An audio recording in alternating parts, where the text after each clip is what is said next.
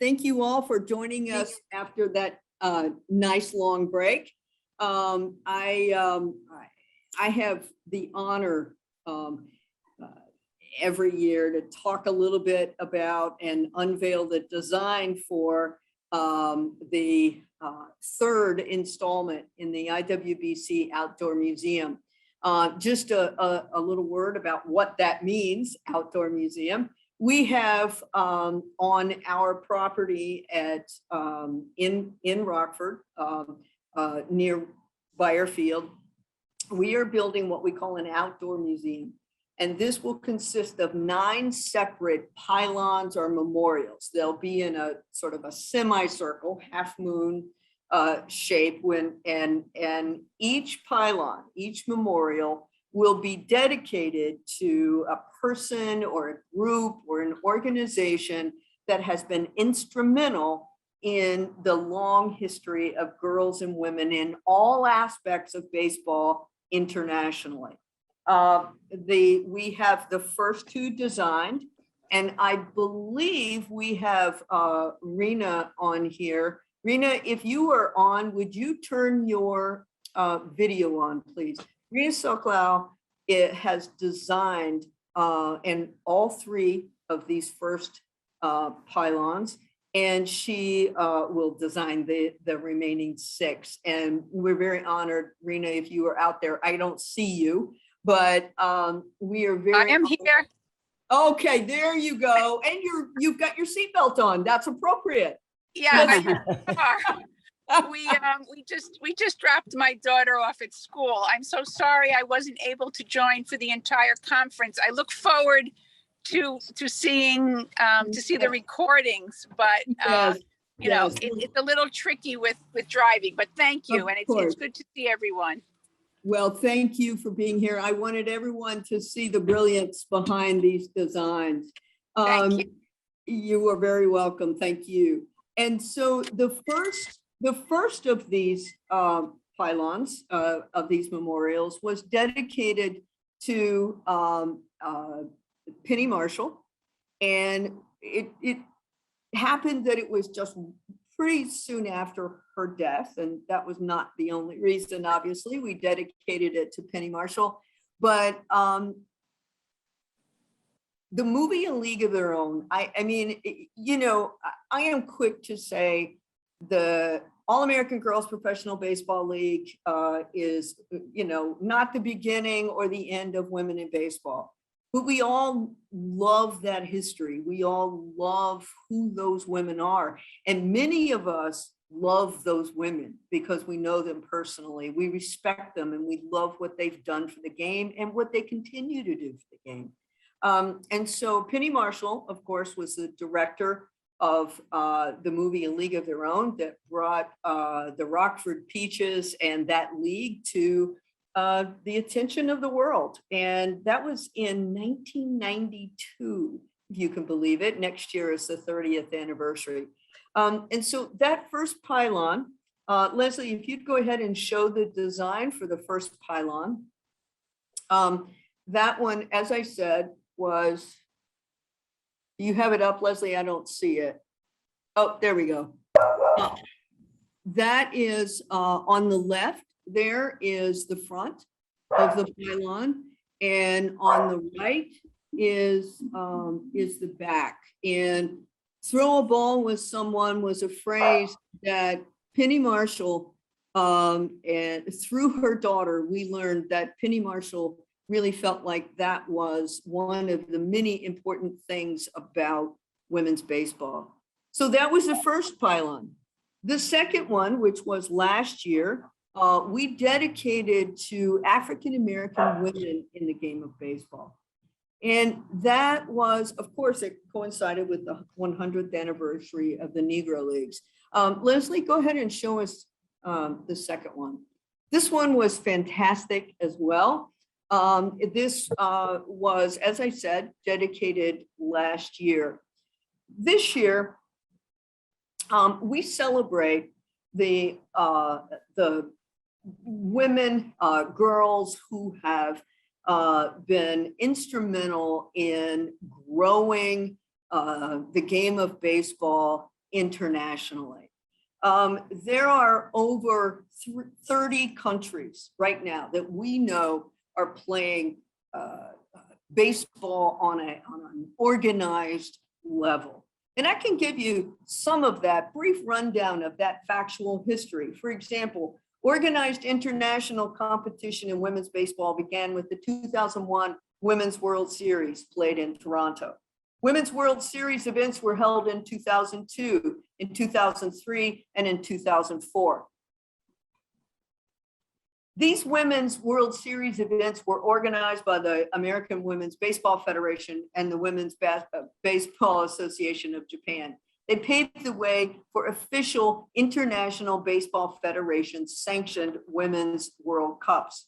In 2004, 5 countries competed in the first Women's Baseball World Cup in Edmonton, Canada.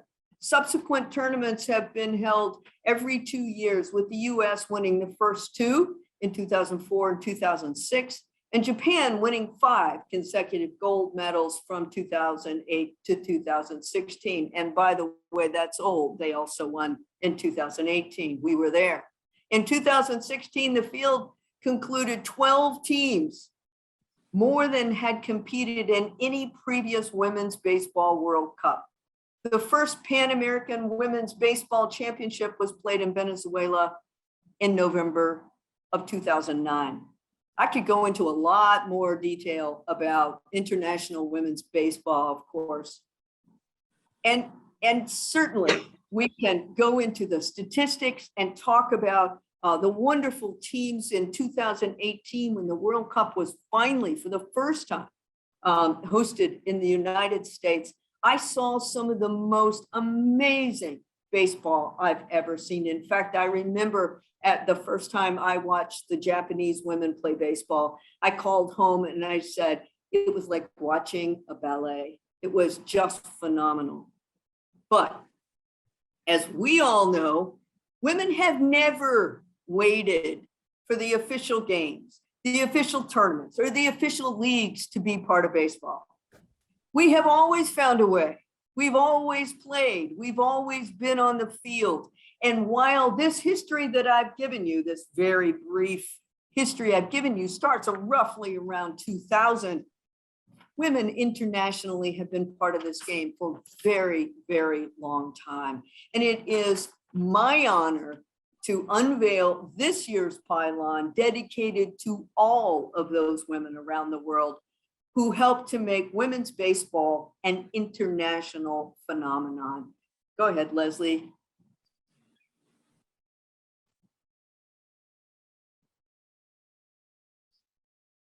That's the front, and that's the back. The front, as you can see, is, first of all, I think this is stunning. I think it's Rena's best work. There are 31 countries listed there. And on the back, that around the circle is women play too in many different languages. This is number 3. And it is our hope that very soon we'll start construction and actually fabricating these and landscaping the property to put them in. Rena, thank you for understanding when Leslie and I say, but we want this. And that ultimately comes out in this absolutely stunning example. So thank you very much. You're welcome. It's my pleasure. Thank you, Leogrita. Does anyone, Leslie, did you want to add anything?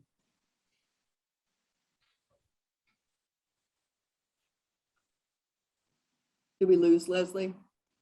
Was she so bowled over by the? Sorry, I couldn't figure out when the toolbar got lost at the top. I can do, right. I couldn't figure out how to unmute myself. No, I just wanted to reiterate what you said and hope everybody, the best part is what going to be when we get to see these in their full glory, but it's a way to celebrate so much of this long history that we know is there. And so again, thank you, Rena, and everybody, I just want who has shared their photographs with us and made this possible. Yes. We really appreciate all of that as well. And it's just amazing. And hopefully we know that these countries are going to grow. Right. Right. Thank you all so much. And I really, I just, all of these photographs, all of this is fantastic. But I got to tell you, I'm looking at the top of the back of that, and I'm seeing one of my heroes, Doris Hawking. And I don't know if Doris is on here, and I doubt it because it's quite late in the UK. But she is the epitome of what all of this means. Just going to give everybody one last look. And I will tell everybody, you're going to get another chance to look at this when we mail out your printed programs to you, because this is the back cover of the program. So you will get to see it up close and get to look at it. So, and that's excellent. Just, yeah. So, excellent. Well, Leslie, we have, do you want to go straight into or take a little break or do a little tap dance, or what do you want to do? I think we're good. Okay. I think we're going to head into the second part of this first hour of our evening.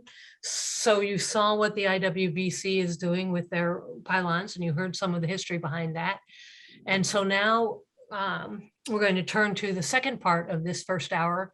And I am, in addition to being on the board for the IWBC, I am also the chair of the Women in Baseball Committee for SABR. And so that's the hat I am putting on at the moment. And so about 5 years ago now, 4 years ago, I'm not sure, the SABR Women in Baseball Committee started to have a discussion thinking about how we could do something to recognize and honor women's participation in the game in all aspects, whether it is as players, writers, umpires, and the list goes on and on. As we've heard over and over again this weekend, it's not a history we're returning to, it's a history we've always been a part of. Right. And so our Women in Baseball Committee decided that we wanted to create an award that would recognize a lifetime of achievement. And then the question was, well, what would we name it? How would we think about this? And it was a pretty simple decision. And that decision was a unanimous one, that we would name this award the Dorothy Seymour Mills Lifetime Achievement Award. And so for those who don't know and didn't know Dorothy, longtime researcher and writer, and I would just have to add to that, a truly classy and wonderful lady in every way you can think of that. She unfortunately passed away in 2019, so is not here with us, but her spirit lives on. Dorothy's first real significant efforts in her research came in working with her husband, Harold Seymour, on a baseball series that many of us are familiar with, that includes the history of the People's Game, which was the last of a series. And when those books first came out, Dorothy was not recognized. They were under the name of her husband. And Dorothy waited and then put on a tireless fight to be recognized, not just for herself, but for everybody that would follow, and to set an example and to be a pioneer, to be an inspiration, as she always tried to be. And it was not until 2010 that her part in those books was fully recognized. She then wrote a book about that experience called A Woman's Work. She went on to write then a series of other books on a variety of subjects, historical novels. She had some fun in the last years writing about the group home, the home that she lived in, but she also wrote a book called The Drawing Card. There it is. Yeah. About women's baseball and a women player in 2012. She won the Henry Chadwick Award from SABR for her involvement in research. But for some of us who knew her, the other reason that this made the most sense, and some of you will appreciate this as I talk about it, many, many years ago, Dorothy decided that we had a very small women's committee that was usually present at the SABR National Convention. And she thought it would be really great to continue our meeting by going out to dinner together and continuing that conversation. And so we started that tradition with about 8 or 10 the very first year. Very quickly it grew. And it was always a question of, Dorothy, where do you want to go? What should we do? we got so large that a restaurant didn't make any sense anymore. And so we turned it into a wonderful social hour cocktail party. And that tradition has continued. And that was all about Dorothy wanting to support other women in their love of baseball and the endeavors that they wanted. And so this is a continuation of Dorothy's support for women in all aspects of baseball. And so in 2018, we had the pleasure of presenting the inaugural award, and you're going to hear from her in a little bit, to Perry Barber.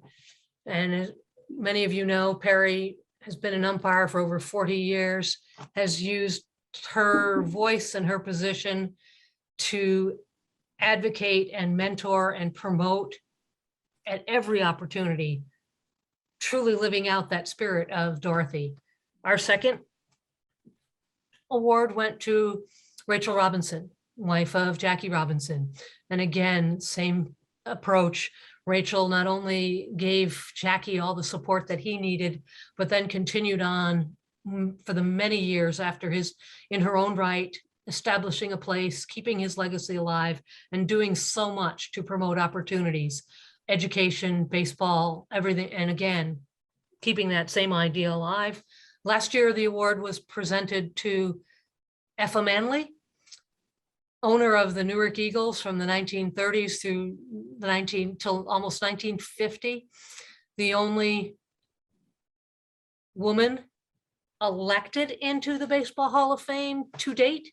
We hope to see that change in the near future, but as an owner, she was elected in 2006.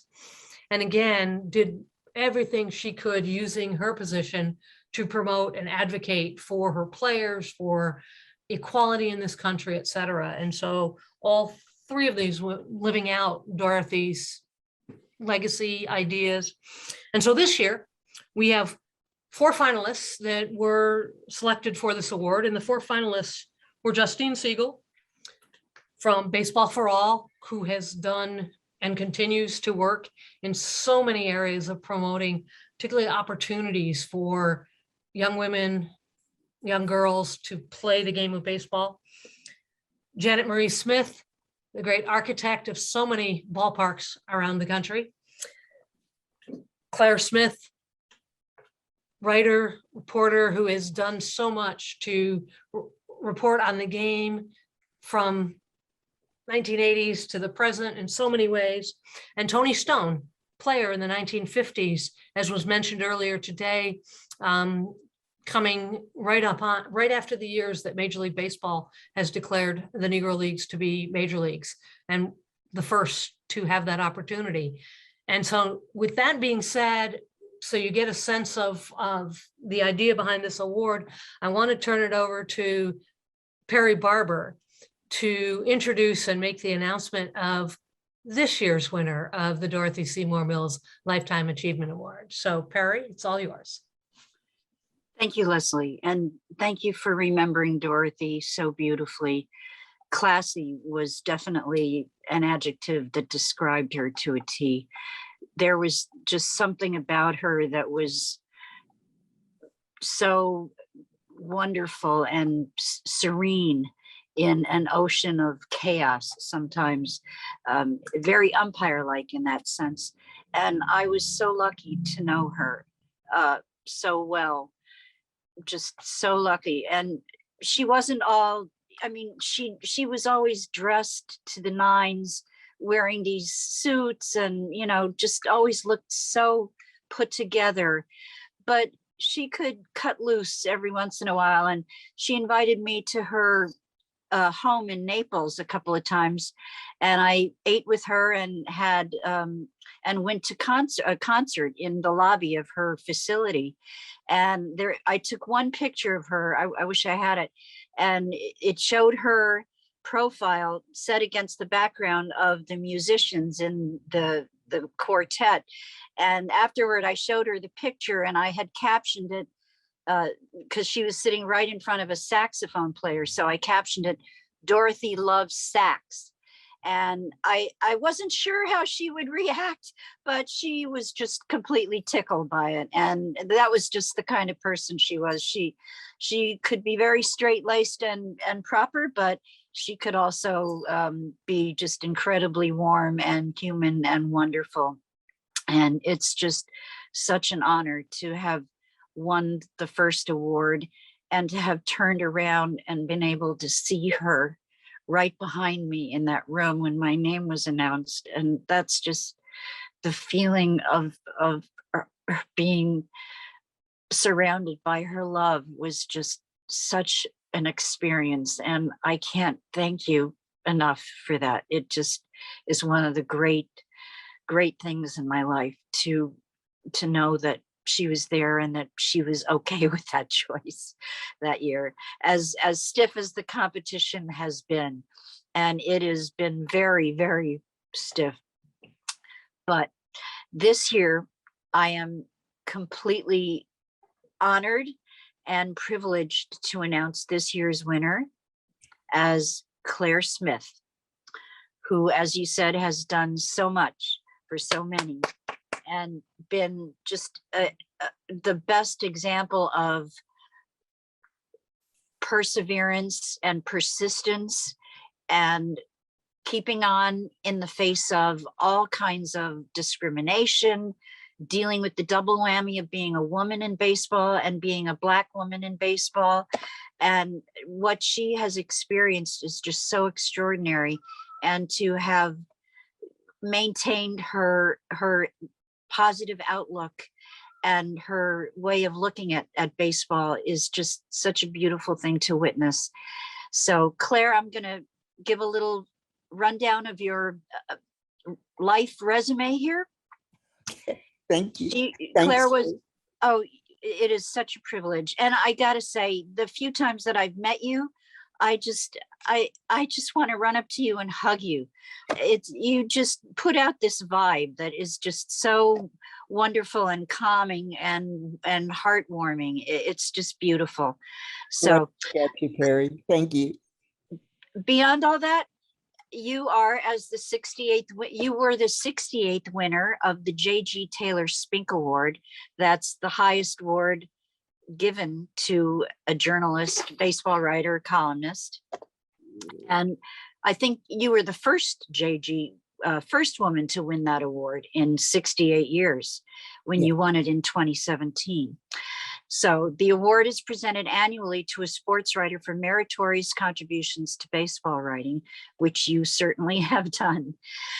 You got your start covering sports in the 1970s while a student at Temple University. Claire covered the New York Yankees for the Hartford Courant, very groundbreaking, from 1983 to 1987, before moving on to the New York Times and the Philadelphia Inquirer. She worked as a coordinating editor for ESPN from 2007 to 2020. And I gotta say, working at that place for 13 years, wow, my hat is off to you. Thank you. So, yeah. We've all heard the stories. In 2018, a 9-minute documentary about Claire's life titled A League of Her Own was screened at the Baseball Hall of Fame's annual film festival. And that is a very big deal, being selected for that festival. They're very picky about what they show up there.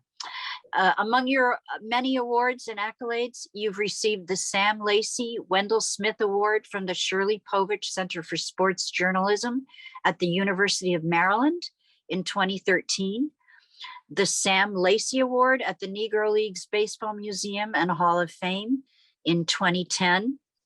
And I hope you went over to the barbecue joint next door while you were there, Arthur. Yeah. Yes. I think I hit them all, Perry. Yeah. You've also won the Mary Garber Pioneer Award from the Association of Women in Sports Media in the year 2000. And you were named Sports Journalist of the Year by the National Association of Black Journalists in 1997. So Claire, it is my honor and my privilege to pass on the trophy, which is a very lovely one, by the way. I think Leslie has a copy of it. I don't have mine, but oh, you're just going to show it. There you go. Goodness. Yeah, it's quite beautiful, simple, elegant, classic, just like Dorothy was. And I cherish mine, and I know you will cherish yours. And we are just all so privileged to have you joining us here tonight. And I hope you'll say a few words yourself, because you say them so beautifully. And thank you. Just thank you. Well, thank you all. Thank you, Perry, for those lovely words and sentiments. I want to thank, first and foremost, SABR for even considering me amongst such august company. These 3 fellow nominees are amazing, amazing women.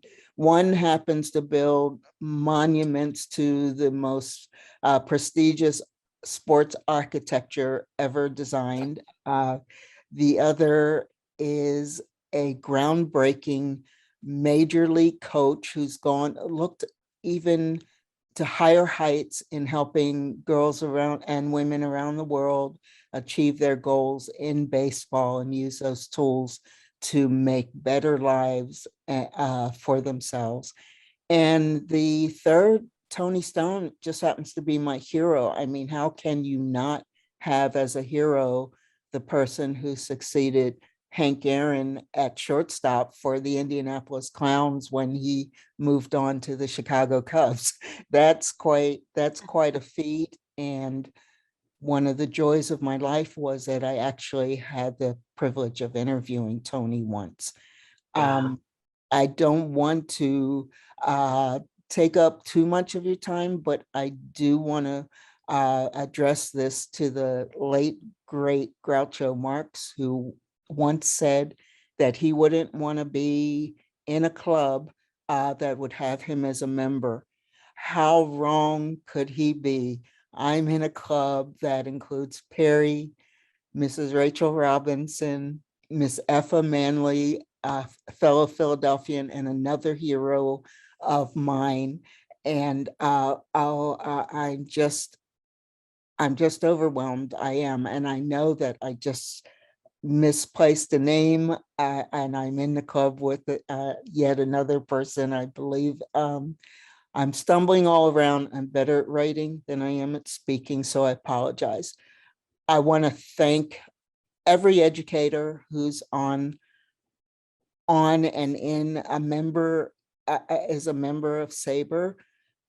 Education is the backbone of so much in this country: history, writing, English, journalism, on and on and on. And don't run for the hills, but I recently joined your ranks. I am now about to be named associate professor at Temple University. So shout out to my alma mater again.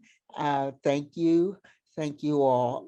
And every time I go to a baseball game, I look up and down the press box. I look up and down all over the field, and I see so many young women, as well as the women who've walked this walk alongside me for the better part of 30 years.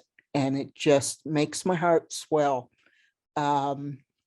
You'd go for weeks and weeks without ever seeing another woman back in the early 80s, just as you would go for weeks and weeks without ever seeing another person of color. And the press boxes have changed, probably not as quickly as we needed them to, but they're getting there, hopefully, and will build up some warp speed to boot. And just as the sports came to a reckoning last year that they have to be a part of society, not just the entertainment portion of the program, journalism and research and education, we're parts of society. So we get to tell the story. To steal a line from Hamilton, who gets to tell your story? Well, the men and women of SABR are doing a heck of a job. And if we can just pass on that baton to all the youngsters coming up from behind us and let them know, hey, listen to your elders, like Mrs. Mills, who's just a fabulous educator in her own right and author. Listen to them, just listen to their life stories, listen to their oral histories, read their books, and you're going to get so much out of that. And then you'll turn around one day, find yourself very old and wanting to thank all your mentors. I thank Mrs. Mills. I love being in your club, Perry, and I thank SABR from the bottom of my heart. Well, thank you, Claire. And I know we don't normally do this, but if everybody wants to put on their cameras, and if you want to unmute yourself to give a round of applause to Claire, I think that's a very appropriate thing to do at this point. So, because we're not in person, and it's the best we can do. Well, I thank you, and I'm applauding right back at you. Thank you so much. Well, and your eloquent words support the idea, Claire. And I just want to tell, so when I was doing my early research in the Negro Leagues, I ran across an article that Claire had written. And at the time, I was so surprised because I had never seen one written by a woman. And I was like, oh my God, I got to know who this person is. And then I saw other pieces, and it was such a thrill. And then a few years ago at the winter meetings, I finally had the opportunity to meet you in person. And what I saw was what you were just talking about. I watched you greet every single young woman who came into the room that we were in, and spend time talking to them and listening to their questions and offering advice to them. And it was just a beautiful thing to watch. So thank you for everything that you have done to pave the way for others, or to use Kat's phrase from earlier, the Amelia Earhart idea that you used, Kat, about building a runway. If there isn't one there for you, you got to do it yourself. That's right. And Yeah. so, Kat, if I didn't know if you had anything you wanted to add at this point. And this is a personal as well, Claire. I also met you for the first time at the winter meetings, and I did the same thing Leslie did. And I stood there and I watched you talk to every single young person, male or female, who walked in all dressed and you know, in their suits and very nervous to be there. And as an educator myself, I remember thinking, that's what an educator does. That's what an educator is. And then I had the honor of meeting you, and then also watched as people far older and far more experienced also made their way to shake your hand. So it is an honor to have you on. And as a member of the SABR Women in Baseball Committee, this could not have gone to a more deserving person. And it is our honor that you're able to be here with us. So thank you. Thank you so much, Kat, and thank you to all the members of the committee and to SABR. It's a corny phrase perhaps, but I'll share it with you. I tell as many writers as I can, just write on, write on. That's right. Thank you. Thank you. Thank you all. Oh, thank you. So Claire, before we close, I was very curious if you might share just really briefly, maybe. You said you interviewed Toni Stone. I did. She first caught my eye at a Negro Leagues museum that was held at Cooperstown. And it was the first time the hall had the surviving members and their spouses up to Cooperstown and had a display, an entire weekend dedicated to these wonderful, wonderful pioneers. And Toni Stone was there. And that's when I started kind of eavesdropping and listening to the old gentleman talking a little smack. Oh, there's Tony Stone. She got a hit off you. No, man, she didn't get a hit off me. Yes, yes, she did. I saw her. And I was just blown away. There were women in the Negro Leagues, and it turned out there were 3 at the major league level of the Negro Leagues. They followed Jackie Robinson. The leagues were obviously trying to find ways to survive the progress that basically signaled the end of the Negro Leagues for the sake of progress and integration. Tony Stone was on the Indianapolis Clowns, and she did succeed Hank Aaron at shortstop when the Cubs swooped in and took the youngster up into their minor league system and on to greatness in Chicago. So I was in Oakland maybe a year or 2 later, and it was announced that Miss Tony Stone was sitting behind home plate, taking in the game as a guest of the A's. So I made my way down there and went to interview her. She was delightful. I would say that she was of an age where the memory wasn't as sharp as you would hope, but she was so generous with her time. And I also had the privilege of interviewing Mamie Peanut Johnson, who was the second of the 3 women to play in the major leagues, and she was amazing. She is an icon to this day. Her memory stands tall in the Baltimore, Washington area, and she was maybe 5'0", but oh, she a tough lady, but a sweet, sweet lady. It's so important to just never forget where your people came from, not just where you came from, but where your people came from, and to learn about their generations. I never met a Negro leaguer who was bitter. I didn't. I never met anyone who was more patriotic than the African Americans who grew up in a country that they loved but didn't always love them. And that's what's important to tell youngsters, or whether they be athletes or in your own field. When you want to complain about being insulted because a team only offered you $1 million a year, check yourself. Just check yourself and go ask your parents and their parents and their parents' parents who might have been slaves.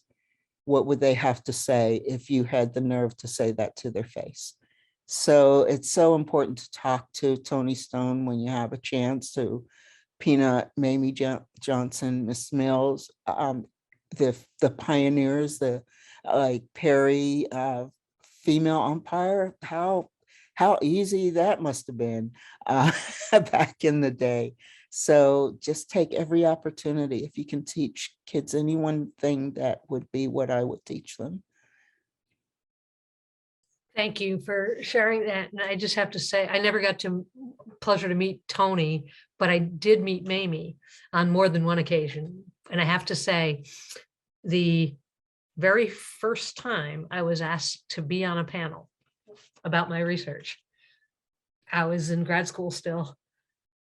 I discovered that I was going to be on a panel with Mamie Johnson. And I was just, wait, what? And she was so incredibly wonderful. Boy, she'd tell stories though. It was a lot of fun to get that. But I have to admit, I was as nervous as all get out, because I thought, here am I, somebody that doesn't, and this, she actually played and did all the things I want to talk about. And so you're right, these are the people that we need to honor and remember and not let their stories. And so you have done that for so many years and will continue to inspire. Now joining the ranks of those of us in education. So it's awesome. Absolutely. When you pass through Philadelphia, come visit us at Temple. We'll get a stool and put you in front of a class, and you can come be part of our faculty for a day, a week, a year, the rest of your career. If you Well, I appreciate that. So thank you very, very much. Perry, any last words?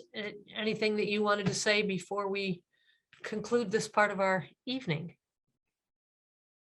You're muted, Perry. Just that I'm currently suffering from a pretty bad case of imposter syndrome, being in that very exclusive club with Claire and Effa and Rachel. But I will do my best to live up to the example that they have set, and just want to thank everybody here for being here to celebrate Claire and the other women, and Dorothy, of course, who is the reason that SABR even exists, probably. The research that she did was so groundbreaking and so important, and it's just so wonderful to remember her and honor her in this way. And such a beautiful thing that you've done, Leslie, to arrange this, and everybody to be here in support of that particular way of honoring such a wonderful person by bestowing her award on other wonderful women too. Yes. Thank you. Yeah. Thanks, Perry. And you. so the Dorothy moves forward. And Claire, we're so excited that you were able to join us today, so that even though we weren't in person and be able to do, so at some point we're going to have to celebrate all of these in person, hopefully next year. Okay, And I look see you have at least one colleague here from Temple. Yes, Is that Karen. Karen? Excellent. Karen. Yeah, so nice to have you with us as well. We're jealous of you, Karen.